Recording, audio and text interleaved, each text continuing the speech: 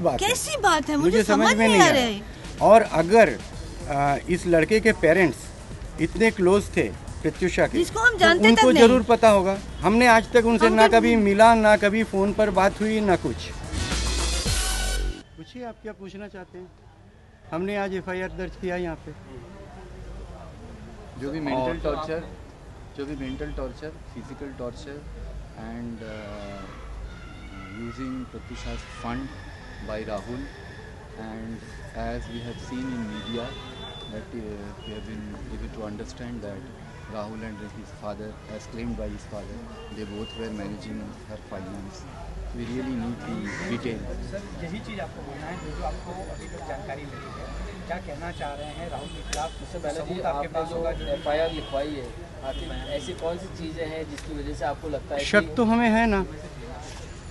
अगर मान लीजिए किसी का भी कोई अपना का इस तरह का हादसा हो जाता है, तो सबसे पहले अपने सबसे पास का जो नर्सिंग होम होगा या डॉक्टर होंगे, उनके पास ले जाएंगे लोग, है ना।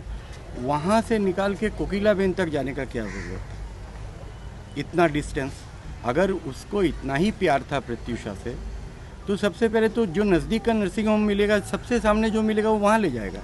ये सबसे पहला शक खड़ा होता है यहाँ पे। बाकी पिछले कुछ दिनों से उसने कुछ ऐसा ही बिहेव किया था कि प्रत्युषा को सबसे अलग कर दिया था।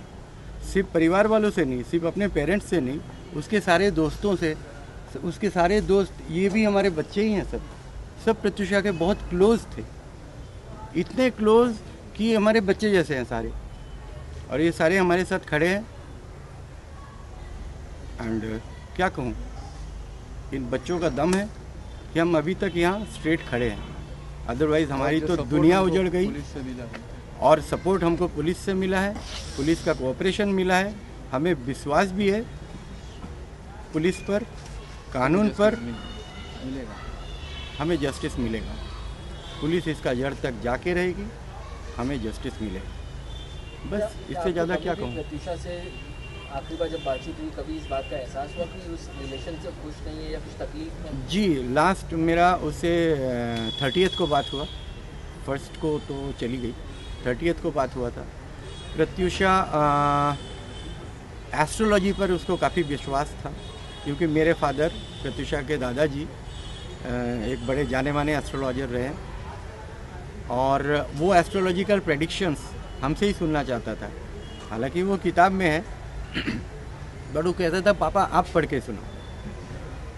तो उसने अपने मम्मी से कहा था कि मम्मी पापा को बोलो ना, पढ़ के सुनाएंगे।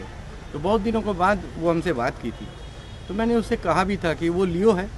तो मैंने कहा था ये तो दिख रहा है कि लियो का ये साल बहुत अच्छा है, और तू तो मेरी चैम्पियन बेटी है, प्रॉब्लम क्या है?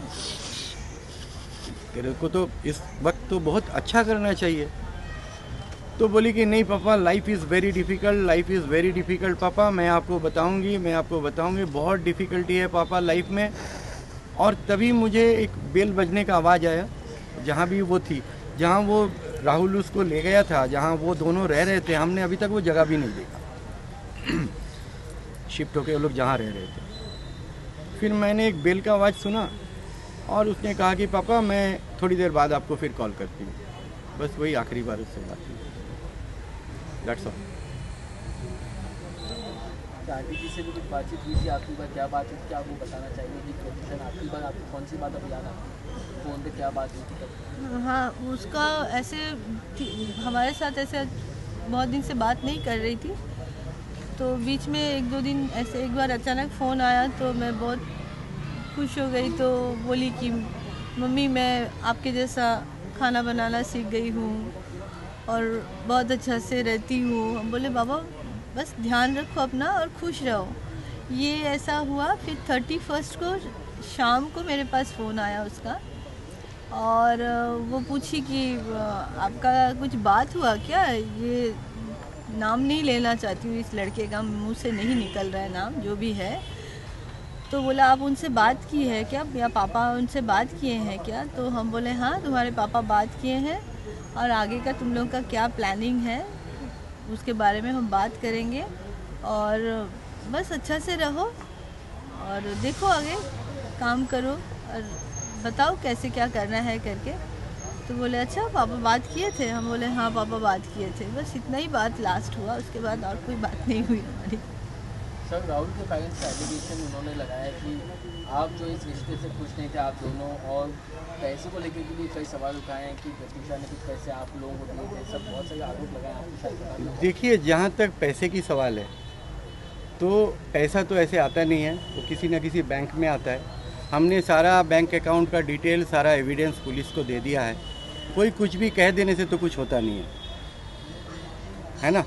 और एक बात मुझे समझ नहीं आ रही है कि बच्चा हमारा है और हम उसके साथ रहते हैं। आपके भी माँ बाप है ना, आप अगर पापा को बोलते हैं कि जाइए अकाउंट से पैसा लेके आइए या चेक डाल के आइए, या कुछ भी होता है डेली लाइफ का जो भी एक्सपेंसेस हम करते हैं, जो एक्सपेंस वो बैंक से जाके ड्रॉ करना, तो ये हैंडल करना या कुछ भी करना, वो अगर एलिगेशन होता है तो कोई भी माँ को तो बच्चा के साथ रहना नहीं चाहिए, उसका पैसा छूना ही नहीं चाहिए। फिर तो ना माँ बाप को औलाद को कुछ देना चाहिए, ना औलाद को माँ बाप को कुछ देना चाहिए। तो किस तरह का ये एलिगेशन ये है? कैसी बात है? मुझे समझ नहीं आ रही। और अगर इस लड़के के पेरेंट्स इतने क्लोज थे प्रत्युषा के, जिसको हम जानते तो उनको तक जरूर पता होगा। हमने आज तक उनसे ना कभी मिला, ना कभी फ़ोन पर बात हुई, ना कुछ।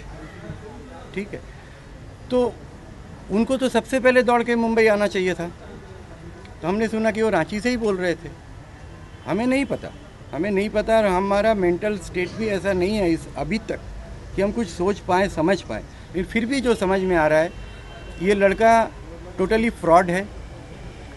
अब और किसी के साथ ऐसा ना हो बोल के हम ऐसे अब लड़ाई कर रहे हैं, और किसी बच्चे के साथ किसी ऐसा बच्चे के साथ बहुत और तकलीफ कोई है। फ्रॉड किसी बच्ची को इस तरह से बर्बाद ना करे, इतना हिम्मत ना हो किसी को। आंटी मैं आपसे पूछना चाहूँगी कि हमेशा लड़की अपने माँ के बहुत करीब रहती है, कभी प्रत्युषा ने उनके रिश्ते के बारे में आपसे कभी ऐसी बात की जिससे आपको लगा कि वो आदमी सही नहीं है उनके लिए? हाँ, कभी कभी वो रियलाइज़ करती थी कि मतलब वो सही नहीं है, निकलना चाहती थी। लेकिन फिर उसके बाद जो हर लड़की लड़कियाँ भी बहुत बेवकूफ़ होते हैं। ठीक है, हमें समझ नहीं आता है, थोड़ा मीठा बोलने से फिर हम पिघल जाते हैं। तो वो पिघल के बुरा ख़त्म होके चली गई। और काफ़ी डरी हुई थी आखिर में बच्ची, बहुत डरी हुई थी। उसको काफ़ी डराया गया था। उससे ये भी अभी जो रियलाइजेशन हो रहा है, जो जानकारी मिल रहा है, उसको डराया गया था कि हम लोग रांची के बाहुबली है। सबसे पहले वो आके बोला था कि उसका 4 फ्लैट है मुंबई में, 3 गाड़ियां हैं। रांची के नामकुम में उसका घर है, वो 150 एकड़ ज़मीन पर उसका घर है। उसकी माँ कहीं की MLA है। पहले वो जहाँ का बताया, झारखंड में एक गोड्डा एक ज़िला है, तो वहाँ की MLA है। मैंने पता किया, वहाँ कोई MLA नहीं थी उसकी माँ। फिर उसने बताया कि और किसी जगह का नाम लिया, रांची के पास एक जगह है मांडर, वहाँ की MLA है, वो भी नहीं है।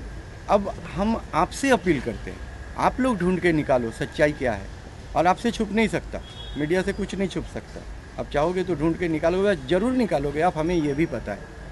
ये तो अभी के लिए है, धीरे धीरे। हमें ज़्यादातर जो आखिर के दिनों में प्रत्युषा के साथ क्या हो बस कुछ कहा नहीं जा रहा, किस तरह बिहेव कर रही थी, ये सब ज़्यादातर हमें जान पड़ा उसके क्लोज फ्रेंड से। ये पूछ सकते हो, कामिया है, विकास है, उस लोग से बात ज़्यादा होता था। और लोग शेयर फोन किया, पूछा। समझना ये चाहिए हम सभी जो है यहाँ पर पिछले 5 दिनों से अलग अलग थियरी जो है सामने आई। कभी उसमें धोखे की बात हुई, कभी उसमें रिलेशन की बात हुई, कभी उसमें पैसे की बात हुई।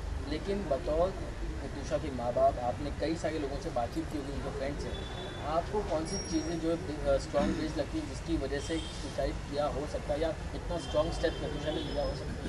हम अभी तक इस बात को विश्वास नहीं कर रहे हैं कि प्रत्युषा ने सुसाइड किया होगा। चीटिंग एंड मेंटल, अभी ये प्रूव होने में टाइम लगेगा, शायद ऐसे ही कुछ होगा। बाकी और मैं एक बात मैं बताना चाहती हूँ कि अंकल आंटी यहाँ पे बॉम्बे में नहीं रहते थे।